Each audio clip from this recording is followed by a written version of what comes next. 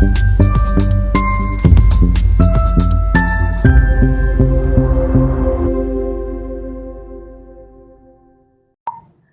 रूप से घायल इस्मा का नाम नत्थू गायकवाड़, उम्र 56 साल है। मृतक सुरेश संग्रामे और अन्य गंभीर रूप से घायल नाथू गायकवाड़ आपस में रिश्तेदार हैं और दोनों भंडारा जिले के साकोली तालुका के सिरेगा व टोला के निवासी हैं। घटना उस वक्त हुई जब दोनों रिश्तेदार एक कार्यक्रम में शामिल होने के लिए अर्जुनी मोरगांव गए थे। गंभीर रूप से घायल नाथू गायकवाड़ का फिलहाल भंडारा जिला अस्पताल में इलाज चल रहा है।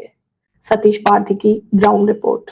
अतिशय दुःखद घटना मुक्काम शिरेगाव टोला येथील श्री सुरेश भिकाजी संग्रामे, मुख्याध्यापक जिल्हा परिषद वरिष्ठ प्राथमिक शाळा कसारी, पंचायत समिती कुरखेडा हे श्री नथूजी गायकवाड शिरेगाव टोला यांच्यासोबत मोटारसायकलने सानगडीकडे जात असताना त्यांच्या मोबाईलचा बॅटरीचा स्फोट होऊन त्यांना अपघात झाला आणि त्यामुळे कदाचित ते खाली पडले असावेत किंवा कदाचित कोणी त्यांना टक्कर दिली असावी असा एक अंदाज येतो आणि त्यामुळे त्यामध्येच त्यांना दवाखान्यात नेत असताना त्यांचा दुर्दैवी अंत झाला आणि त्यांच्यासोबत असलेले नथूजी गायकवाड यांना पुढील उपचारासाठी लक्स हॉस्पिटल भंडारा ह्या ठिकाणी ॲडमिट करण्यात आलं। सायंकाळची वेळ असल्यामुळे तिथे नक्की काय घडलं याचा प्रत्यक्ष पुरावा उपलब्ध होऊ शकला नाही। सुरेश संग्रामे सर हे आपल्या जवळच्याच नातेवाईकासोबत मांगली इथं जेवण करण्याच्या उद्देशानं इथून निघाले 6 वाजे आणि गावाजवळच अगदी केसरवाडा फाट्यावर त्यांचा तो अपघात झाला। ह्या अपघात झाल्याची बातमी मला माझ्या नातेवाईकाकडून, त्यांच्या जवळच्या नातेवाईकाकडून कळली। त्यानंतर मी तुरंत हॉस्पिटलला गेल्यानंतर त्यावेळी त्यांचा मृत्यू झालेला होता।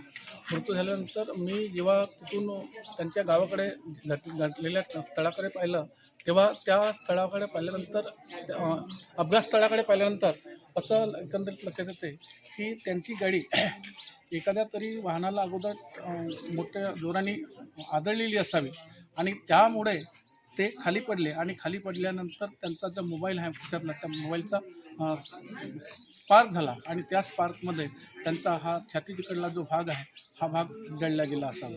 कारण रस्त्यामध्ये आपोआप असा तो मोबाईल फुटला नाही तर कधीतरी अज्ञात वाहनाने त्यांचा तो अपघात अगोदर झाला आणि त्या अपघातामध्ये ते पडले आणि त्या घर्षणामध्ये मोबाईलचा स्फोट झाला असावा असं एकंदरीत चित्र ह्या घटनेवरून मला दिसत आहे।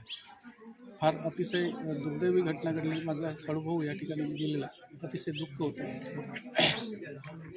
मला 5:30 पावणे 6 वाजे गुरुजींना फोन केला। मी शेतावर गेलो होतो का चला म्हणे अमुक वाजून जेवण करून येऊ, पण मी काही पोहोचू शकलो नाही।